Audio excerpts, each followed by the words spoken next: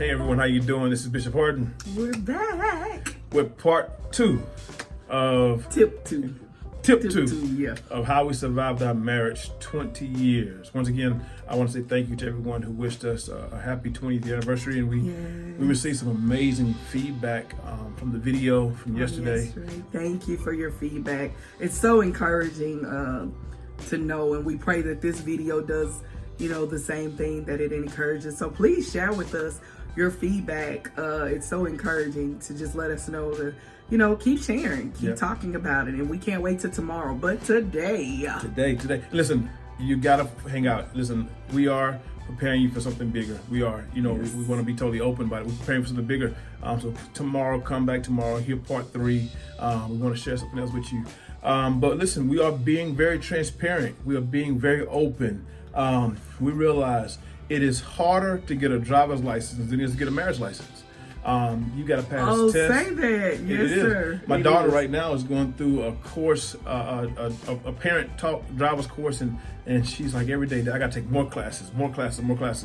If they only did that with marriage, we may have less divorces. That's true. But since they don't, I would like to believe that if we have more people passing down their experiences, we'll have less divorces. Yes. So here we are. We are obligated to share with you, because we believe that as we empty out, God's going to fill us back up. Right. So just recap really quick. Part one was tip 1 to survive your marriage 20 years is to separate from our father and mother. We won't go over all that, rehash all that out. Go back and watch part 1 video. If you're on YouTube, you'll see it up here at the top, the link to go back and watch the video if you did not watch part 1.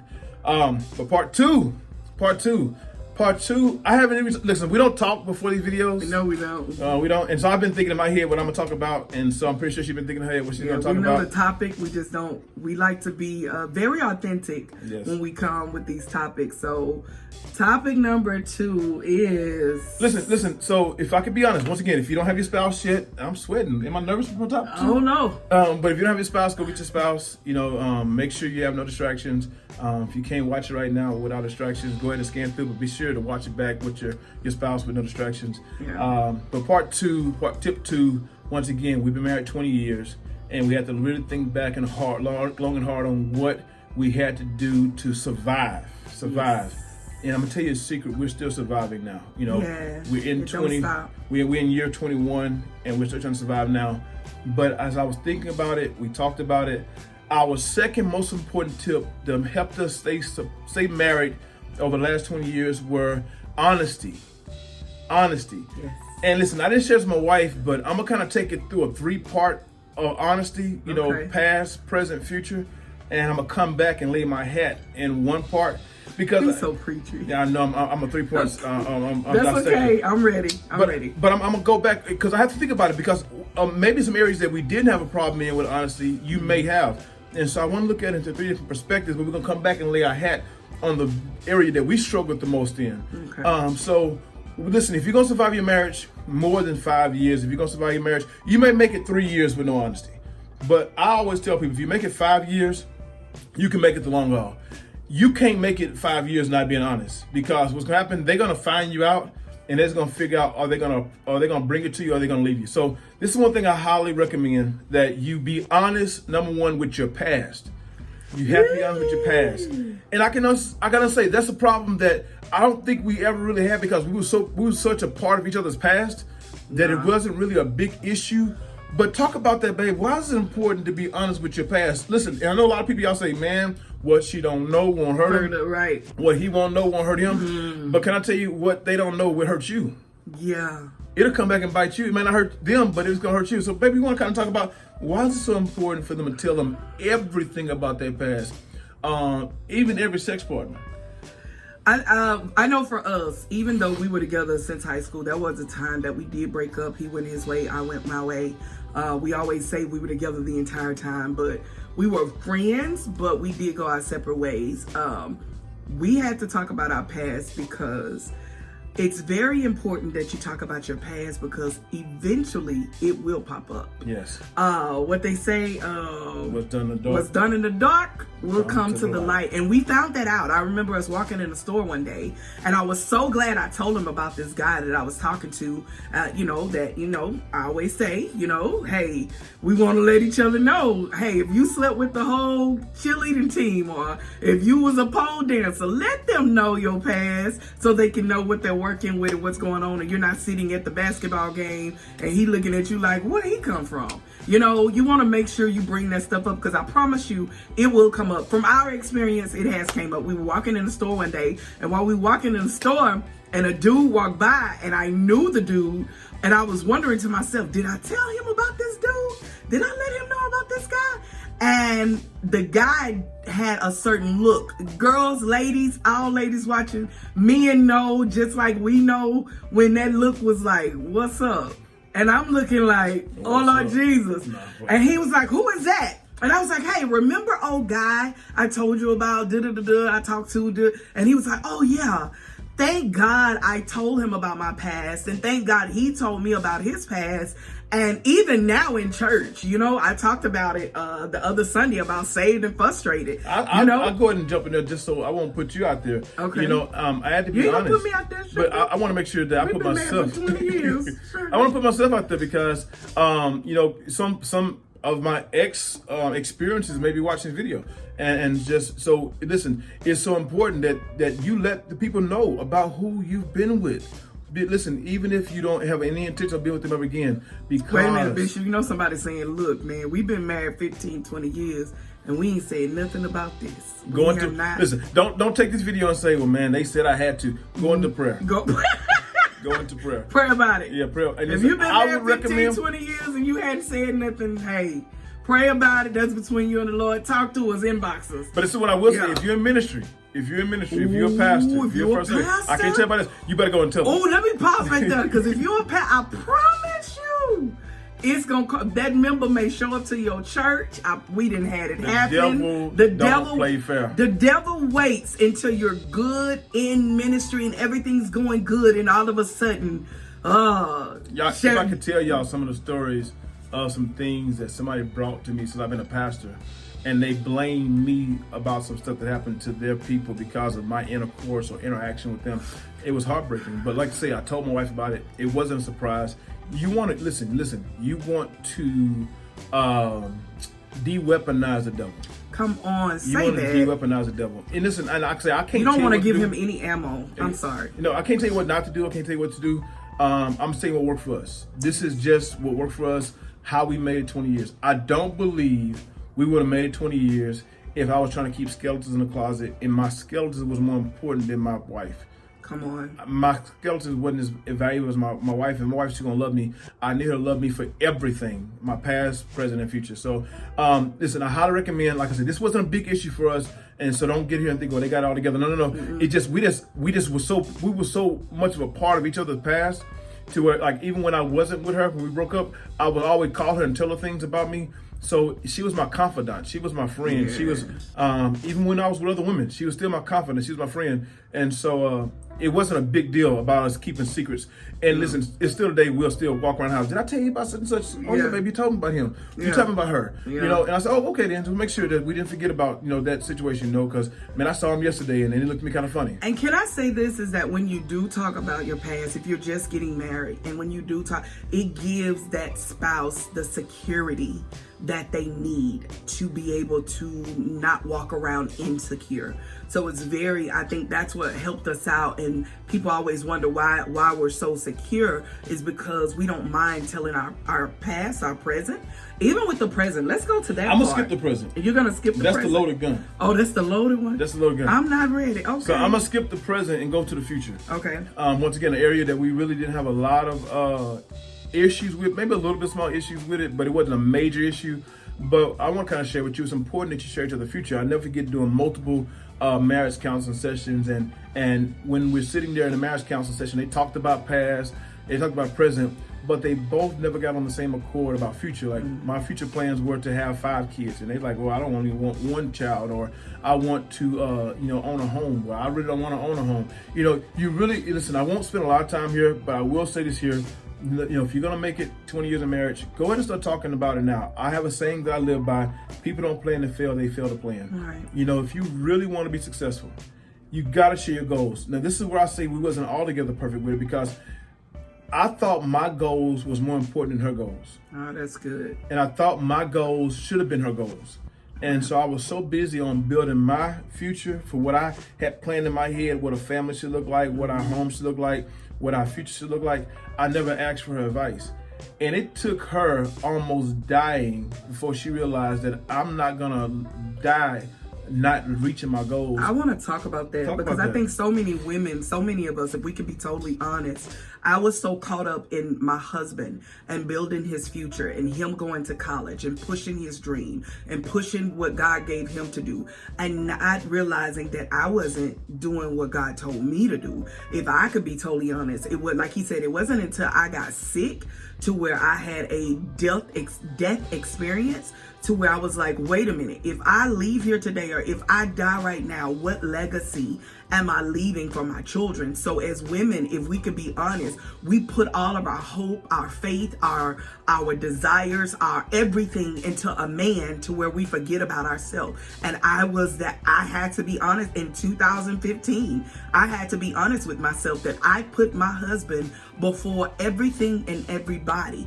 You gotta be honest in the marriage to make sure that both of you are living out your dreams for your future. I didn't have a future. My future was in Clyde Harden Jr. And if you knew me in school, it was like, I'm gonna be with Clyde. That was it. It was just me and him. But it was just like, I lost me. I lost my identity. As a woman in the marriage, we must make sure that we don't lose our identity and what we bring into the marriage. I did not realize all of the wisdom and the knowledge and the things that I've been through that was going to be able to equip us, not just in ministry, but in our marriage as well. So you have something to, if God connected you with that man, you have something that's going to be able to make this marriage blossom and take it to the next level. And you are a part of that future. Yep. You're a part of, and I didn't know that for almost 15 years of our marriage. It was a while. I didn't know that I brought something to the table. I didn't understand my value. So I think it's very important that you take a moment to be honest about your future. What is it that you want to do within the next, I don't care if you've been married 25, 30 years. I don't care if you've been together 15, 20 years. Where are we going to be 5 years from now? What are we going to do 5 years? Because if you don't have a goal or a future, you get stuck on the now and forget to live for what's next and for your legacy. But go ahead, Sugar, I'm sorry. No, and that's so important because I literally, I didn't check in with her. Literally, and this is something I had a big problem with it. And I'm not here to judge nobody. I'm here to just proclaim what I had a problem with. I had a big problem with control. And the reason why I thought control, because I thought I had it all figured out. And in my figuring it all out, I forgot to add to the equation my wife. I forgot to add to the equation my children. I forgot to add to the equation, that everything's not gonna work out perfectly. And so it took her literally have a near-death experience and come waking up out of her near-death experience, almost like she was pissed at me. I literally walked around and I saw a woman who was, if I said something, she would literally lash back out at me.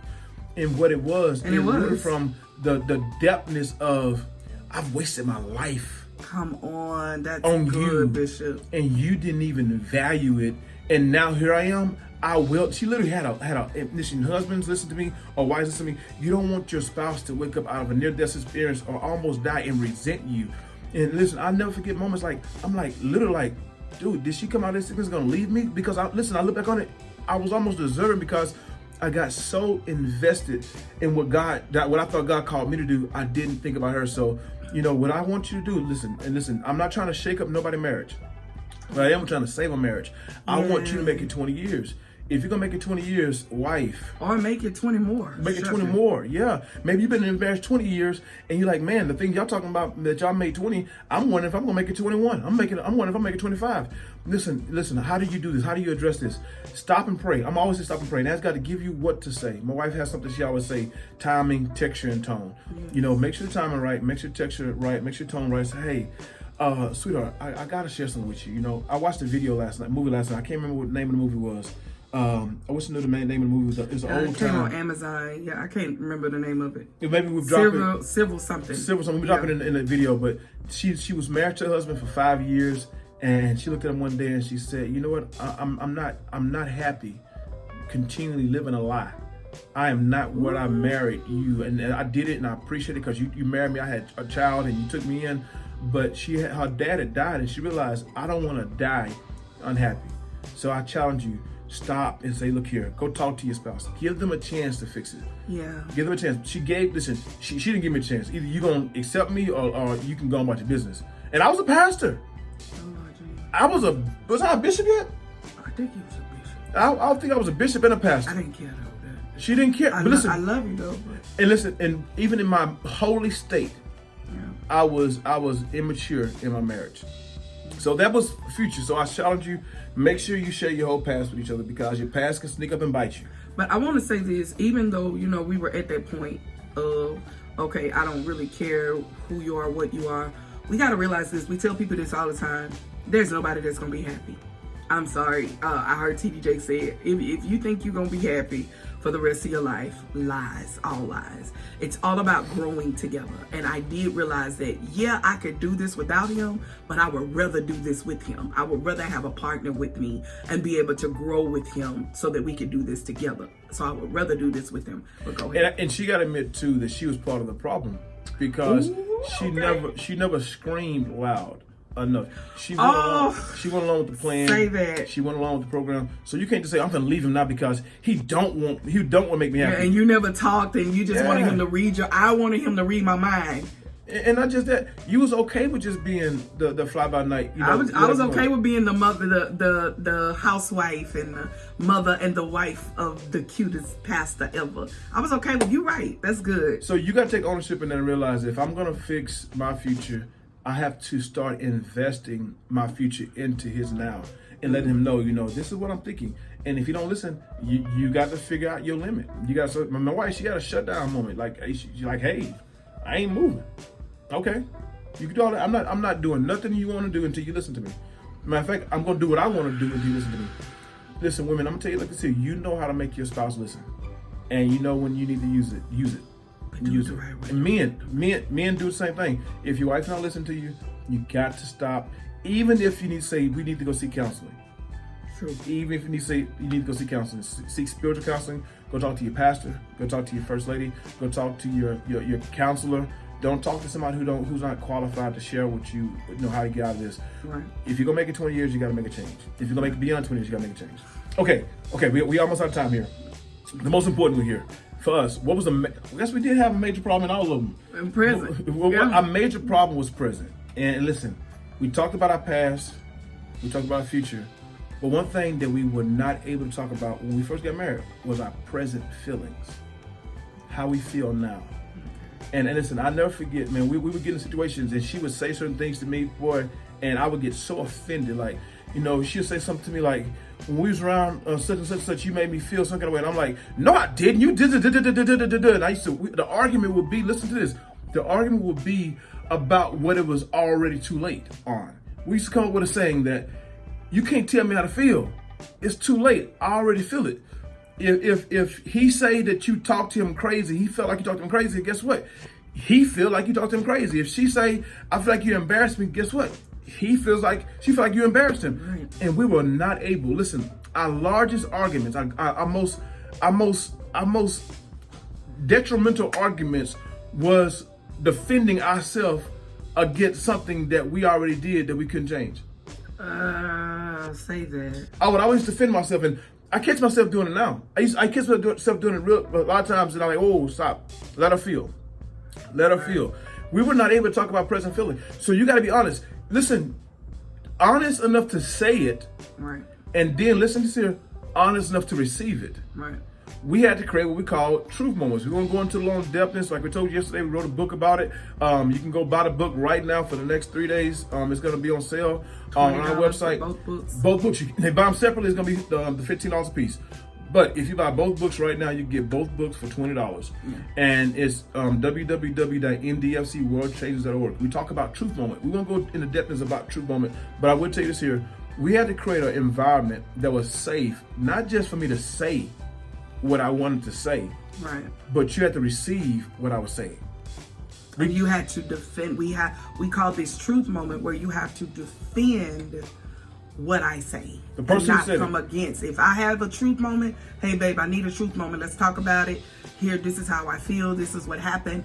It's his job to defend what I just said and not be offensive to what I said. Let's show him how to work. Tell me something, and I'm gonna defend you. Now, don't bring up nothing that's current. I don't know. I don't know how to do that. So, I gotta be in the moment. So say that yesterday at church while you was preaching, you embarrassed me. Oh, but I didn't mean to do that. No, you said to me. I said to you. Say it to me. Say it okay. to me. Because I'm always saying something in the pulpit that yeah. Because okay. When you said what you said in the pulpit, you ran me a little hot. Don't say that no more, please. Oh me. Hey, listen. I gotta preach, and when I'm preaching, sometimes I gotta say what I gotta say, just to get my point across. So, baby, you can't be like that because I can't get up there every time I'm up there preaching and think about what I'm gonna say. No, you ain't the one sitting down there in the audience and everybody looking at you. It'll go a whole We just got into way. argument. Yeah. Argument because I wanted to stop her from feeling. Right. Not stop her from feeling the way I made her feel. I want to stop her from feeling. I wanted to make her numb. And listen, that's what happened. You're becoming numb now because you're not allowed to feel. You're not allowed to say how you feel. So now say it again. I'm going to say the way that we learned how to respond. Okay, I don't appreciate you doing what you did in that pulpit. What did I do? When you was talking and you said some stuff that I wish you wouldn't have said. Man, but I'm so sorry. I apologize. I didn't mean to make you feel that way. And I will do my best to make sure I don't do that again. And if I do, please let me know, and I'll work on it to get better every time. She was able to be honest with me in that moment. Yeah. And I had to allow it. And sometimes that goes deeper because the more you open up, the more you talk. The more she opens up, the more she talks, the more he's opened up to you. The more you have communication. And now this is what we call good communication. This is what we call healthy communication. Thank you. Healthy communication. And you're just not shutting each other down. And now you got either the woman in the house that's correcting all the time and getting on, and now the husband shuts down, or vice versa, and the wife shuts down because nobody took out the time to learn how to communicate properly. And there is a way, we talk about it in our book, a way to communicate properly. Do we always get it right? No, please. If you watch this video to think we were perfect, you watched the wrong video. We do not always get it right. But there are times that we have to pause for the cause and say, wait a minute, truth moment, and I need this truth moment. I don't need you to change my truth moment. This is my truth. And just understanding your present, understanding that you got to be honest in that moment. And for every woman who on here and every man, it says, man, my spouse isn't going to change. I know y'all change and y'all sweet, y'all pretty. Listen, I'm telling you now, I was the worst. I was the worst. I still got some bad moments. I'm still that. Yeah. And so we the Lord is still working on. And when we get in the moments, and what we do though, even though we don't say it, we thinking it like, "Dadgummit, I done messed up." Right. And I say I'm sorry way more now than I used to, and I mean too. it. I mean it. You know, we all growing. I don't say I'm sorry. I say I apologize. I say I'm sorry. You still? My bad. Yeah. So listen, we're not perfect. I want to say this in the honesty part. Even in your present, we had a situation the other day. In this video, we're gonna try to hurry up and cut it real quick. But we had a situation the other day where a guy was inboxing me, hit me up. Let's talk about that because that's very, being honest, in truth moments and all that great stuff. I had a guy hit me up. A couple of guys was hitting me up in my inbox, whatever. And so one day it happened. I was like, it ain't no big deal, right? We quick to say that it's no big deal, no big problem, whatever. So then the dude hit me up again. So I'm like, babe, let me tell you, this is what happened. Oh, dude did this, and this. What does that do when you be honest up front in your present? What happens is it cuts off the tail in the enemy and everything that the enemy is trying to create within your marriage. And it keeps you open to be able to come to that person and talk to them about it and let them know without them accusing you, or you look up later and you start entertaining it because y'all just had an argument. You don't want to give the devil any play. No, we're not trying to be spiritual on you, but I'm just telling you that you got to be honest in every area, especially when you got people in your inbox. Yes. Especially when you got these secret conversations that are happening, and that's on a whole nother page, whole nother time. But just if we talk about honesty, that's what I want to. Yeah. And I say this here. We talked about earlier about unweaponizing the devil. Right. Also, you want to unweaponize your future. Yes. Because you keeping those things in the back just in case. Right. We know if you go ahead and tell it now, she doesn't weaponize her future. She won't fall into that. The devil can't make her so angry at me to where she know. Let me go ahead and check and see what that guy's talking about. I already got rid of that. I got rid of that. And so you got to be honest in so many different ways. When there's some, I'll go through a quick run through. You got to be honest with your addictions. You got to be honest with your convictions. You got to be honest with everything. You know, and I promise you it's gonna come up. But especially when you're connected to your spouse, we can go. That's in our book. Read our book where we've had situations where we didn't tell each other and some stuff came out. Gotta read the book to find out about that. But go ahead, Bishop. And I had stuff that came out here. I was dealing with inwardly. Some fears I had. I didn't even know I had anxiety on, and I dealt with them on. I was embarrassed to even share with my wife these fears, these anxieties I had, and the fact that I shared with my wife, I was able to get through them. I know many people that couldn't get through those fears and anxieties, and she helped me, man. Just the fact that I was able to be honest with her, it will make your love life even more lovable. Yes. And do we still argue? Yes. Do we still get mad at each other? Yes. But we come out faster.